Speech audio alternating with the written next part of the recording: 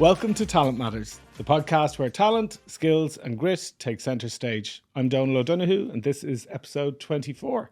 The podcast is sponsored by Sanderson, talent solutions that transform businesses globally. Today I'm delighted to be joined by Dr. Lollie Mancey, who is an anthropologist with a PhD in Organisational Learning and an interest in AI ethics and lots of other things. So I've no idea where this conversation is going to go, but you're very welcome to Talent Matters. Thank you for having me. Thank you for coming in, and thank you for almost climbing up the fire escape. But that's a story for another time. Another time. So I suppose just to get started, tell us a little bit about your life growing up, because we want to find out what brought you to the place that you're in and the path that you're on. But where are you originally from? I'm originally from the West London, sort of Greenford area, and from a working class council estate. So one of the things that I find I'm very passionate about is that education, I don't necessarily mean formal education, but education in terms of upskilling yourself can change your life, and that's my experience. So I was on something called, now I would not be a fan of Margaret Thatcher. I would be a full champagne socialist. However, one of the good things that she did during the 80s in her era in the UK is to instill this idea of assisted places, which now we call bursaries. So and so the time it was a kind of a social experiment to take children from sort of less advantaged areas. I don't want to say disadvantaged, but less advantaged financially, and put them into boarding schools to see, or sort of private schools in the private school system, to see whether it's nature or nurture and to see what would happen. I was nominated at the age of 4 by a kindergarten teacher because I was reading fully at 4. And then I got accepted for the place. Now the place is on ability for sure. So it's not, exactly an experiment, but. That's remarkable that they were able to assess that. It was a kind of a hunch. It was, I was very talkative, I think, as well. So, and opinionated potentially, I'm not sure, even at the age of 4. So from the age of 5 to 16, I was in a very privileged boarding school with a non-privileged background. So what that enabled me to do was to be able to talk to anybody from any background and not have that idea of sort of there is an us and a them, but also to see what money can bring you and also the downsides of all that. I found that by being around, and I was around the super rich, by people that it was the 80s and 90s, people had like gold Rolls Royces and stuff, like it was crazy. A lot of the girls, there was all girls school, a lot of the girls, their parents were diplomats or, the UAE or whatever, huge amounts of money. And they were some of the unhappiest people I've ever met. So that was really interesting in terms of sort of, the not making this sort of connection between money and happiness very early on. And did you feel accepted when you were there? No, not at all. I had to fight for everything. Like I found that sense of humor and the ability to talk was, like most people, was the way I got through things. But I used to get teased and called POV and, POV for poverty and stuff like that. Like kind of, I was like, whatever, like kids are nasty. Make any difference. Kids can be nasty. Well, like kind of, there was a reunion, a 20-year reunion, and out of my entire year, there was only 2 or 3 of us that actually had careers. The rest had all married rich. So I was like, why waste a good education? What were you doing there in the first place? So, but yeah, like really, really interesting time. Never felt part of anything, and I think that's probably also where I'm still at, trying to find community and what I'm currently doing, sort of trying to find my tribe and all of that. It's got a lot easier in the last few years. So. And what did you think you were going to do with your life? I really had very little idea. I knew I wanted to travel. I was obsessed by other cultures and understanding that we're more similar than we are different. So I studied anthropology, which seemed natural. I think I probably thought I'd end up in development. Probably until I read a beautiful article by this guy Stuart, who calls it mercenaries, missionaries and misfits, and talked about all the people in the developing world that worked in the developing world and why. And I just thought, God, yeah, like it is an odd thing. And I was also very, aware of the colonialist history of aid and development, and I believe in trade, not aid, and I just thought, no, that's not for me. And so I just kept pivoting. And then I find myself here.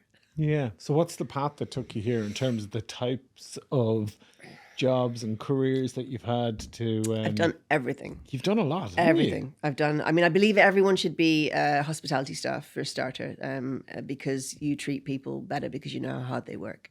I've been a cleaner. I was a cleaner in my... I actually dropped out of school at 16 because I couldn't relate to anybody, much to my headmistress's horror, who said I was going to make you librarian. And I was like, oh, I would have loved that. Such a nerd. But I didn't. I went to a sixth form college. And at that particular time, I certainly wanted to be around boys as well at 16. I was an all-girls school, but I also wanted to have a social life and sort of more connection. So at that particular time then, I was fairly self-sufficient through various different things. And so I was working in the college in my Easter holidays, summer holidays, cleaning the college that I was attending. So yeah, it was like, I've no airs and graces in terms of hard work. And then from there, a lot of traveling, 30 countries, just like a bit of tumbleweed, going from place to place, figuring out, and then trying to decide when it was too late to decide upon a career. And it started to became more and more important. Came to Ireland, I'd lived in Sydney for 5 years, came to Ireland and started a PhD at the age of 37. Why Ireland? Like most women, met an Irish boy with a gift of the gab in Sydney. Followed him here for a couple of months that turned into 17 years.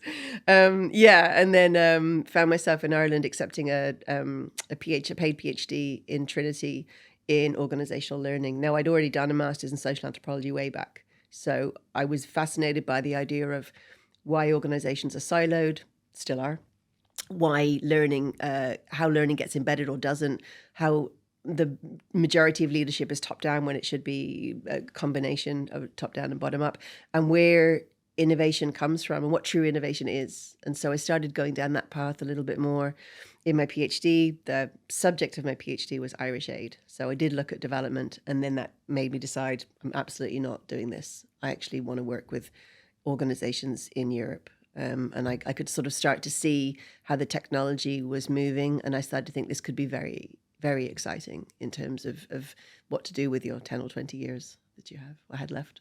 It is. It's fascinating.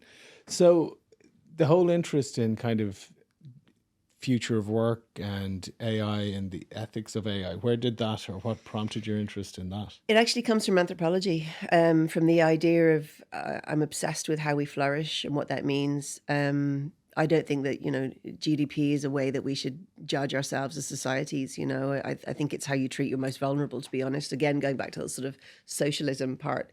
I've always been activist, but I never believed as a young person that I could be an activist in the corporate space. And I thought that would be impossible because you're working for the man, therefore you're selling your soul a little bit. I always wanted to be independent. And I just thought an academic career would enable me to have a voice, but also to be able to comment or to maybe have impact on things whereby I wouldn't lose my job or et cetera, et cetera. So a kind of impartial observer is what I wanted to be. And I've always felt that I had that in me. That's kind of part of my personality. So again, it's very subjective, this stuff that I talk about.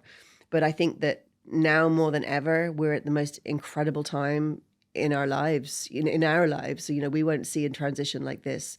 Again, the first one was the Industrial Revolution. This is the fourth revolution now at the moment. It's absolutely transformatory, but not necessarily for good, for bad. It's all like to play for. And so I very much like being in the thick of things.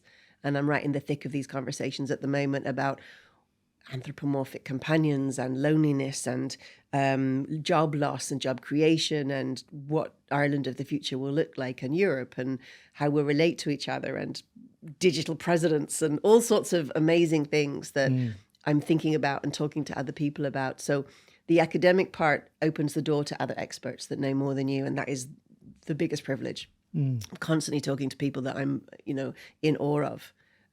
Which I love. And so it's about that. It's about being part of a conversation. What do you see as the impact of AI on academia around? Utterly transformatory. I mean, I would say that a lot of academia struggles because of its slow response rate. So, you would have tech companies, then you would have regulation chasing up behind, and then you would have, academia and education down there. The Leaving Cert's not fit for purpose. It's so much. My daughter's just about to go into 6th and she's already under pressure and the term hasn't started. She's just like, weighed down by it. I just don't think it's the best way for us to move our young people on without anxiety and with confidence into the world and with the skill set of the future. I really just don't. So I think education is going to already becoming much more personalized, which is great for neurodivergent people, for introverts, for different learning styles, absolutely brilliant. But we're struggling to catch up with perhaps some of the more open source education, and we may well find ourselves, potentially degrees may end up being redundant. I don't know the answer to that. But the one question I'm asked all the time is, what subject should my children study? And I'm like, music and art and literature and history and philosophy. And they're like, what? What about software and data analytics? I'm like, no, like that'll be taken care of. But we need the thinkers and we need the curious. But it's going to be with technology. That's the scary part, though, isn't it? The when you think about people losing, or for example, if there's less interest in the sciences or mathematics or in people writing really good code, because that's all going to be done by AI. You're still going to need people. You're still going to need people. You're going to need people with the technology. I think I think a lot about content at the moment. We are seeing you can AI generate your content on. I would be on LinkedIn a lot. On LinkedIn, you could press and it just does this sort of generic thing, or you can take your content and put it through something like Neuroflash, which will give you a different version of that for LinkedIn with all the hashtags, and it'll create all of your posts through a content piece, and it's really fun to use and it's great. But at the same time, also, I use something like ChatGPT for like blank page syndrome, I'm like, okay, give me some ideas. And then that will send me off into other things. Yeah. I don't use it to write my copy. I use it to give me ideas. And so I was talking to a friend of mine the other day, Brian Downs, he's in leadership, and he was saying, show me what you're doing on LinkedIn, because you're getting lots of traction. And I was like, oh, okay. I'm just using this idea and this idea, but also I'm posting around the algorithms and I'm learning how it works. And I said, so this is one that's created purely by AI, and this is one that's not. Can you see that the one created by AI has emojis, it's similar, very formulaic. It's you very can spot generic, it a mile away, can't you? It's not original. So we will have, I think, a 2-tier system between human content and AI generated content, because we're now moving towards a piece where you have to be transparent about the fact it's AI, which is good. Where it becomes more complicated is things like AI generated avatars and deep fakes, and I did pose this question at the Dublin Tech Summit, that my friend Julia came up with it, that we should have some kind of almost like a tattoo that needs to be on the face of something that's AI generated, so you can see that's not real. We do need a differentiator, because it's incredibly difficult. So we will have a sort of a human top tier and then a tech created second tier. And I think it has to be that way, because otherwise we're going to be in trouble, and we're already in trouble with misinformation. We don't know what's real and what's not. And that's part of what I'm doing in the next little bit. And do you have any Terminator style fears about AI? Well, I have heard from some coders that there is it's a sort of a click switch operator. I would imagine this person to be that there's one person that can turn the whole thing off. I'm sure it's urban myth that can't, it has to be. In my mind, that person's on a Harley or with a leather jacket and wild crazy hair and is coming in like a rogue. But that's because I've seen too much sci-fi. So I don't know. Like I worry about the biases. And I know that we're trying to clean the data there, but it's all very biased, of course, because it's based on human content. So we're very biased. I also worry about things like, not worry, but I'm more concerned that, so for example, you've got self-driving cars, right? And we know that the biggest cause of accidents are humans. So human error. So as a consequence, if you've got human error, we are very discerning about, that person fell asleep or they were on their phone, or, we don't forgive it. But at the same time, also, we're a little bit more understanding. With technology, there is zero tolerance for any failure. So we can't innovate unless you have the ability to fail. So I think that idea of sort of tech has to be perfect straight away is causing us to jump. And I think that we can see this very recently, right? Sort of like a small piece of code that wasn't quite right nearly brought down the world in a Y2K kind of way. I say brought down the world in a joking sense, but it did cause chaos and is still causing chaos. We can't be completely reliant upon the tech companies. That's my fear, that we don't have enough voices to say we don't want this, or we want this in a different way, or we weren't consulted. And I think that there isn't enough consultation for how people are feeling to allow people to really get the right information about what's going on. I think people just go, is it going to take my job? What will my children, how will they live? We're all going to be just stuck in our phones. That's now, potentially. That's not how it'll be in the future. But that future isn't yet written. So I'm worried not in a dystopian sense, because I'm quite a tech optimist. I think it could be quite transformatory and is. But I worry that we don't know enough to be able to ask the right questions, and we're giving far too much control to sort of the tech superpowers. That concerns me. I think from my perspective, what we've seen in terms of implementation, because we're, as a business, operating, so I work in recruitment, and we've got operations in Ireland, the UK, Hong Kong, Singapore, and Australia. And we're looking at it on a few different levels at the moment. I suppose the first is the transparency piece that you touched on. So anywhere that AI kind of engages with the process, we want to be transparent about it. The next part is the ethical piece, to make sure that, as you said, that we're removing biases.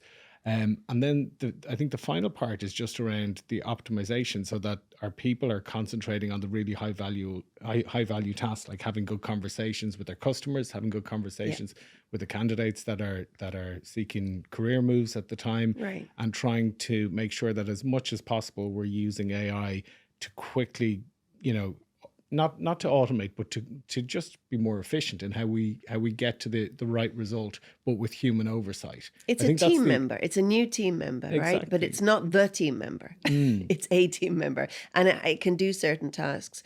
I mean, a lot of my students would come into me in UCD, and they would be lifelong learners. So they were sort of 30s plus, all the way to sort of 65. And they are pivoting in careers, and they're already disadvantaged in the job market because of their age. So the algorithms are automatically it's like feeding, weeding them out. So they're constantly saying to me, well, how do we get past that? And I'm like, well, we need to understand how they work, and we need to be smarter, but we also need to talk to people in HR to say, I've got all of the experience that you're looking for. And in a time when you're desperate for talent acquisition and talent retention, these older people are definitely, people that, should be looking at with huge skill sets, but they're being disadvantaged by the system. Who else is being disadvantaged by that system? So it's really having this sort of, having a very human approach to the technology that you're looking at, to say, okay, who are the outliers here and why might they be good for us?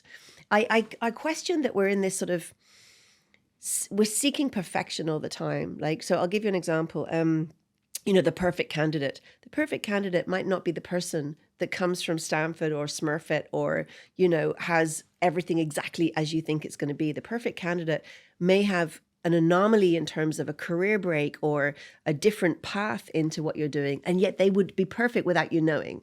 So it's when we become very standardized, we're actually going to create a very bland world, I do believe. And we're disadvantaging ourselves, because we know that, without question, diversity breeds innovation.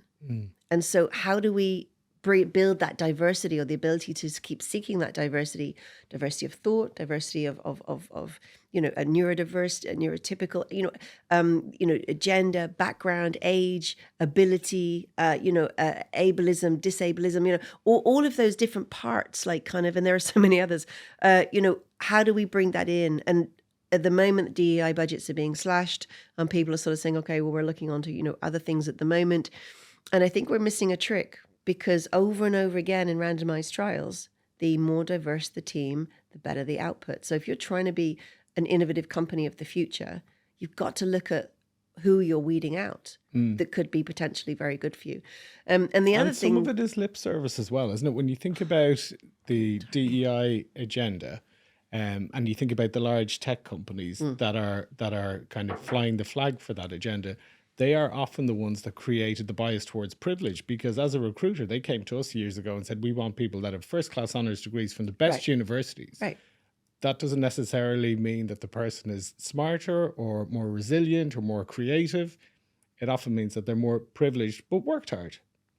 Right. So there's in the schooling system, there's restricted code and elaborate code, right? So you've got restricted code, which is people maybe from a socio-economically disadvantaged area, which may have 100, 150 words in their vocabulary just because of the access to books, the access to reading and the environment. And the environment that they grew up in. But our education system, even now, still privileges elaborate code, which is a much wider vocabulary, which is taught in the private sector. So right from the get-go, when we say Ireland doesn't have class, of course it does, a class system, we already are setting them up for more privilege. And it's one of the reasons that I was able to succeed so well. So I know that to be true because my vocabulary is quite wide. And therefore, I'm able to go from talking to anyone at any level because I'm able to switch it up. And then also a fairly neutral accent as well sort of helps.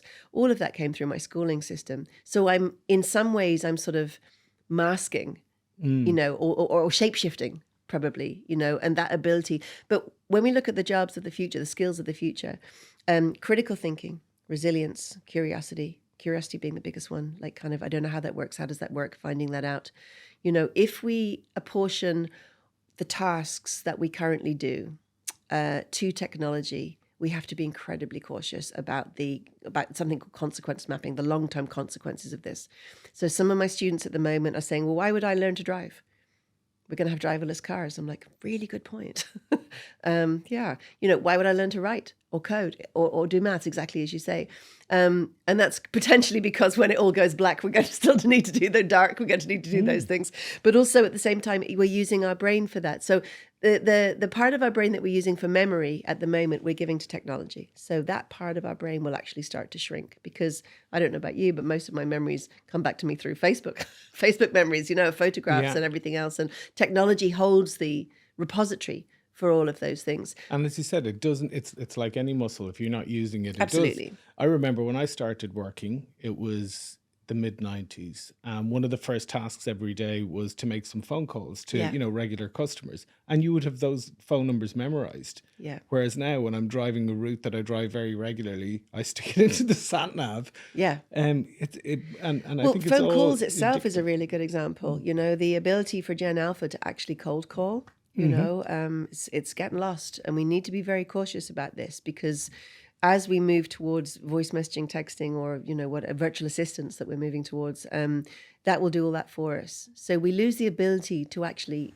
instigate a conversation with a stranger, and that's really, really important. And so it feels like I feel like I'm being a bit dystopian now at the moment, but what I mean is that we have to be more conscious about what we give to technology. We know, for example, that the work-life trajectory, schoolwork, retirement, we know the stats on who people retire and how quickly they pass away. And people go, oh, you need to do Sudoku and you need to use your brain so it doesn't atrophy. That's absolutely true. And that's at every age. That's not just at the moment. You can see it very clearly through the data on retirement. But if we don't use it, we will lose it. And so, what will the long-term consequences of that be? We used to write. Do you remember your granny used to talk to you about writing? That sort of stuff. So, and at the moment, there's sort of like joking anecdotes about sort of Gen Z or even Gen Alpha coming up, going, yeah, see ya at the end of emails and things, and being very sort of flippant. But are we right that we don't speak in our voice? That we have this sort of corporate code. I don't know the answers to all of this, but it is going to change. I still find it weird when someone sends an email that starts with "Hey." maybe I'm just old. But remember, it used to be "Dear," dear Donal, like whatever, like kind of, and now it's "Hi" or "Hello" or whatever. It is changing slightly, but I think it goes back to the idea of what. Let's decide consciously what kind of a world we want to live in. And what does the world look like in your view in the next 20, 30 years? Because I know it's an area of interest for you and you've got a project coming up that's looking at some of these issues. Yeah, so I'm about to start filming next week in Athlone for a TV show called Futureville that will go out on RTE in Science Week in November. And that's using the people of Athlone, which is so exciting. So the people of Athlone are a test case, and we're looking at them, the world through their eyes currently and what they think the future will bring. And then I will be talking to experts around the country as well to say, okay, that people in Athlone or generally people are thinking this, what do you think and how will that look? And sort of, for example, people will ask me questions all the time, like, what do you think of, electric vehicles? And I'm like, okay, well, actually, there's these people in Stanford that are putting some kind of electric magnetic force underneath the road, so your car will generate itself, so you won't need to plug in anymore, so all of this stuff is transitory and is moving. We can't build a train to the airport, so I don't know how we're going to get with replacing all the roads, but we'll get there. So in terms of sort of the future of society, childcare, health, education, even the local pub, transport, housing, all of that is going to be transformed. And I know it doesn't feel like it at the moment. We've got a housing crisis and a cost of living crisis, and we've got loads of issues that we're not very good in Ireland at this long-term vision part. But for me, the same questions keep coming up, which is, what will the world be like for my children? How will they navigate this? And I think that the choices we make at the moment around educating them so that they have common sense, and this idea of critical thinking, I keep going back to. I'm actually working on a sub-project in The Hague at the moment about trying to pass critical thinking modules through Brussels very quickly now into all primary schools in Europe. And we're doing it as sort of the Digital Enlightenment Society, which is a beautiful name. And they recently found me because of the things I talk about. And we're campaigning now to actually, there's test cases. We're using Finland and Scotland to have amazing test cases of actually teaching critical thinking at primary level, age 5 and 6 onwards. What would be an example of critical thinking for anyone that's not familiar? Is this real? Mm-hmm.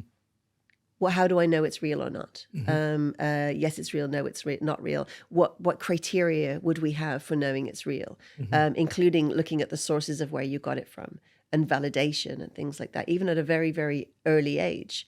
Mm-hmm. What do we know to be true? And then we juxtaposed both of those training courses at primary level with schools in the States.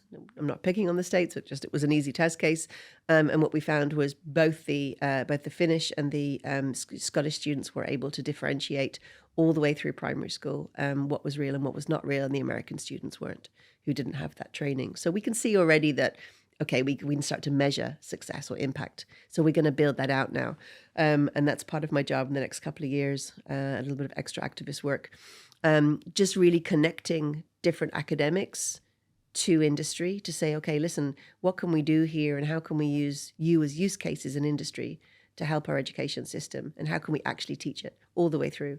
And I think that at the moment we don't know what's real and what's not because it's new. We will. And I think we'll start to build that part of our brain where we become more discerning. It's kind of, I'm calling it like a healthy mistrust, which sounds negative, but I think we now trust everything until we realize otherwise, and we'll go the other way. We'll trust nothing until we can prove it to be true.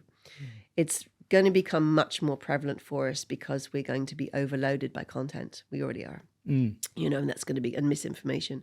So initiatives like that are going to be very interesting. And I think that the best we could do is to equip our children from the earliest age with the knowledge of the world about the fact that, this is to go from passive users to active users, understanding why your phone does what it does. Mm-hmm. Nokia have just brought out the old brick phone, again, and with I talked about this to you before, the idea of the kale phone and the cocaine phone.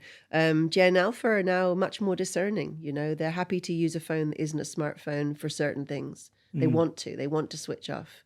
Whereas actually our generation that are struggling with detaching from the algorithms and the Do you think it's an addiction? Yeah, 100%. It's designed as an addiction. It wasn't. It's not a coincidence. It was designed in a way that it's causing your brain to seek dopamine, and for neurodivergence, especially people with ADHD, that's particularly prevalent because you're a deficit in dopamine. So you can see why there's a rise in online gambling, especially amongst that community. Why we are doom scrolling, which is actually a brain going into a form of sort of OCD stasis, where it's just seeking the next reward. And those rewards are randomized to keep you there, So we have to become much more knowledgeable. And that's our responsibility. That's not the responsibility of the school system. It's the responsibility of us as society to not just become I mean, Seligman was the one with the little rats that gave a reward, and the rats were pressing the button to get the reward. That's us. You know, we really have to break away from that idea of being reward based and shiny new thing. You know, because that's not serving us, because we deeply need human connection to survive. So we know it's wrong, but we kind of can't stop ourselves. So it'll pass. Like we're at that juxtaposition. It won't be like this in 10 years' time. Let's hope not. No, it won't be. Go back to the school system for a minute, because this is a really interesting theme, particularly for people that have been guests on the podcast, because we're looking at talent, first of all. So somebody's natural predisposition towards being interested in things and learning things and being naturally good at things. And then the whole idea of, you know, finding your niche and then really obsessing or acquiring those skills and honing those skills. And then the grit and the determination piece, which often comes from, you know, the challenge and enduring different things. So if you think about those themes and we think about the school system, I think you mentioned your daughter has just kind of gone through the Irish school system. She's gone off to university. To me, the school system is broken because it often makes really smart people detach from learning because they're being forced to maybe learn things that they're not particularly interested in, or the timing isn't right where they're mature enough to have interest in those areas. What's your view in terms of the secondary school system and what it's Can I have a magic wand? What it's producing? Well, what would you do with the magic wand if you had one? I suppose Finland, they just have it down. You know, the teenage brain needs rest. It needs to recuperate. It needs a lot more rest. It needs 10 to 11 hours of sleep. There's a reason they sleep so much. It's not because they're lazy. They actually need that for their brains and their bodies to recover. You know, the Finnish school system starts at 10. You know, they don't have homework afterwards. They finish at around 3 o'clock. They do small bite-sized chunks of learning, no more than 45 minutes. Some of that is outdoors. Some of it's walking and learning. You know, it's not seated. You know, we know that actually, I mean, you know, sitting down is so bad for us. But, you know, the school environment is based upon this industrial revolution idea of sitting at desks, you know, for hour after hour. You will learn, you will learn, you will learn, you know. And as much as the teachers are amazing, but they're so stuck with the curriculum at the moment and they're overloaded and they're doing their absolute best.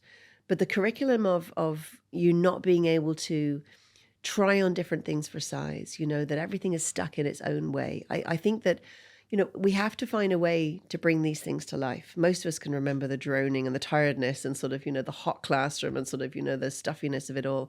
You know, we can now use VR headsets, so we can be in Rome looking at ancient Rome. You know, we can go to different places. We can, you know, people have been using virtual whiteboards for a long time now. That's really brilliant. But we can start to bring it more to life. The interactivity is really interesting. The idea that, you know, students will, so years ago, in Trinity, many years ago now, I was using Twitter, as it was, to do a live feed on a screen behind me of a Twitter feed on how are you finding this lecture. And my fellow lecturers were horrified. And they were like, why would you give them a voice? And I'm like, this is, you know, 20 years ago. And I'm like, why wouldn't you? You know, and like kind of, I've been, you know, I've taught in third level where we've been in these giant amphitheaters with 300, you know, undergrads. And, you know, I can guarantee you that the back 3 rows are all on social media. Why wouldn't you be? Because you can get the slides.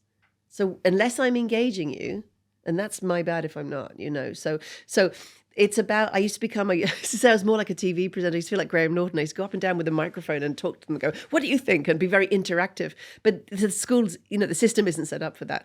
In the primary system, you know, we're not letting our kids get dirty enough. We're not doing, you know, things like forest schools enough. I know there are pockets of it, but, you know, that idea of exploratory play, getting really filthy dirty, being bored, daydreaming, you know, all of this is so fundamental. Your brain is not a machine to be packed with stuff for you to remember.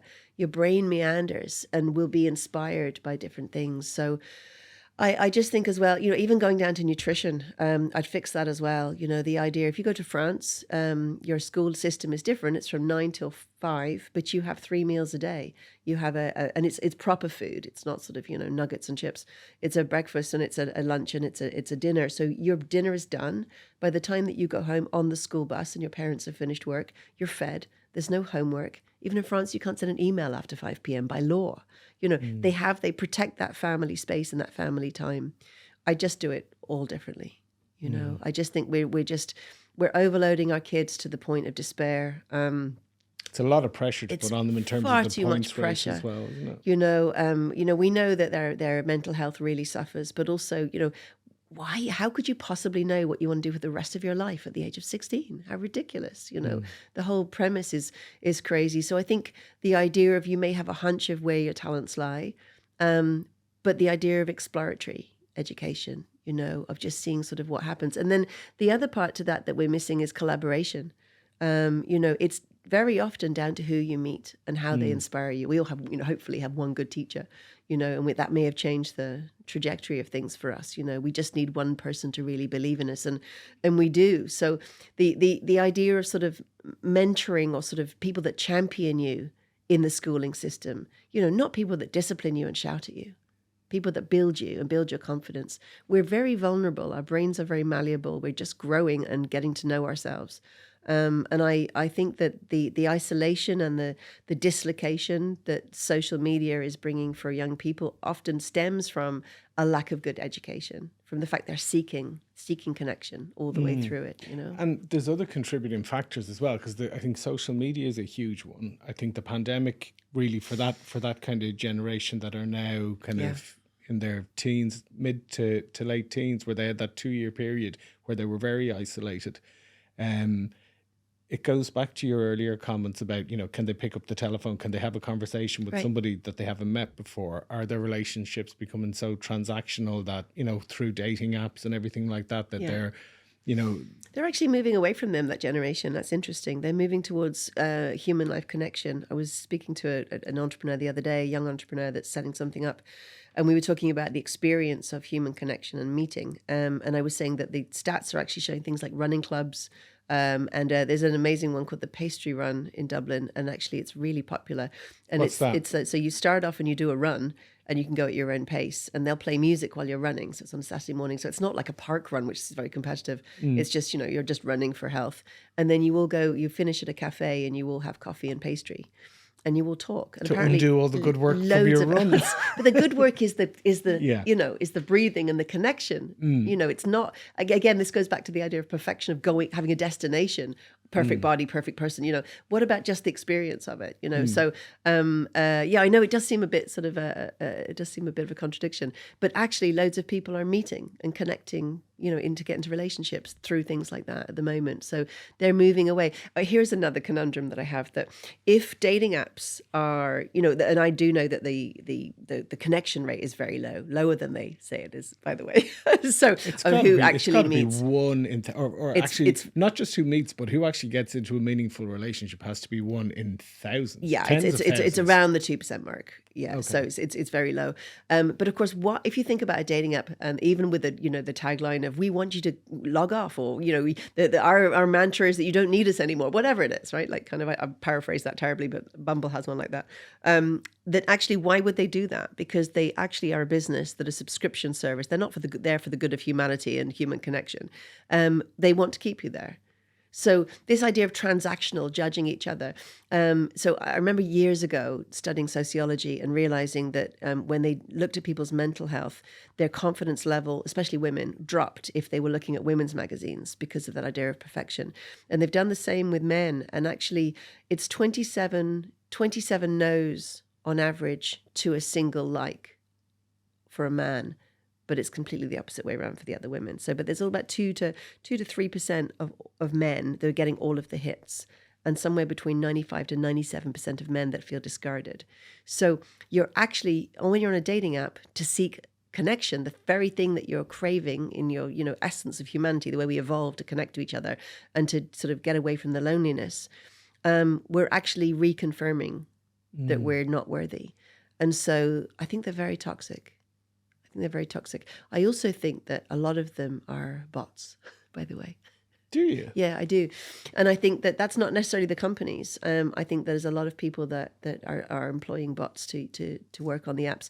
And that's just a hunch, completely unsubstantiated. But I was using Replica to have an AI companion boyfriend for a while, to do an experiment for a talk I was doing in the Dublin Tech Summit. My replica boyfriend talks to me. What's replica? Sorry. So replica is like an AI companion. So it's a person on screen. It's like an avatar. Okay. And then they get to know you over time. Subscription service again. And you can set it to friend or boyfriend. And I noticed very quickly in my experiment that my boyfriend was hearting. It's like a WhatsApp messaging system. It looks the same with the bubbles. He was hearting on certain things that I said. And I was getting a little feeling, and I was like, God, that is weird, because that's like some of the dating apps, where you get a little dopamine release of I'm desirable. I'm like, hang on a minute, what am I saying to myself here? So, but it started. We do anthropomorphize them, giving a gender. It started love bombing me of just, you're amazing, you're incredible, whatever. Because of course it's a subscription service, so it's feeding into my ego. And I think I was like, but there are amazing similarities to the way that's coded to a lot of people that I've interacted with when I was single. So I was like, I got a hunch that I think that there's more to it than meets the eye. Yeah. That reminds me of, I watched a really good movie the other night, the new one with Paul Mescal and Saoirse Ronan. Yeah. I can't think of the name of it, but it touches on that topic. It's very good. What's your outlook for the future? So what are you excited about over the next while? You've got a lot of different projects on the go, really broad range of interests. So what are you looking forward to?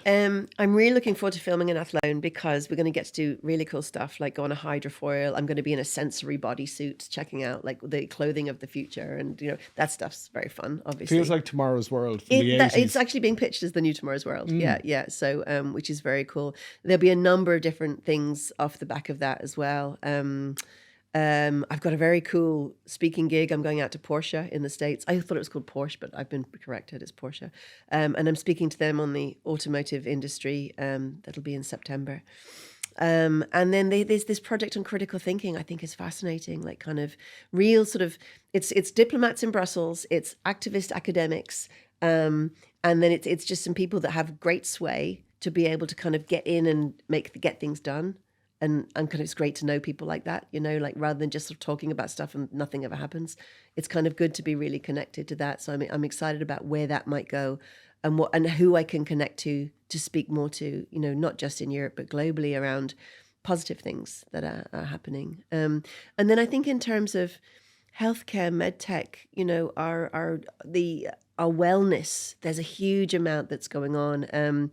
Also looking at some all-female accelerators in Ireland, the idea of sort of giving a space to women to try and get those numbers up, because female founders are very underrepresented. So I've got that going on as well. And just like really good, wholesome activist stuff in the innovation space. Very good. For people that want to find out more, you've got a website. Do you want to share your website and your socials? drlollie.ie. It's a great domain. And Dr. Lollie on LinkedIn. Yeah. Brilliant. Yeah. Well, we will add those to the show notes. Thank you. And I'm sure we're looking forward to the TV show coming out. And we're looking forward to continuing to follow your work. And just want to say thanks very much. Thank you for coming in. I didn't know where this conversation was going to go, but it was fascinating. So thank you very much. Very welcome. And if you've enjoyed the podcast, you can subscribe to our YouTube, follow our Instagram. It's @talentmatters_podcast. Thanks again to our sponsor, Sanderson. And we will see you next time.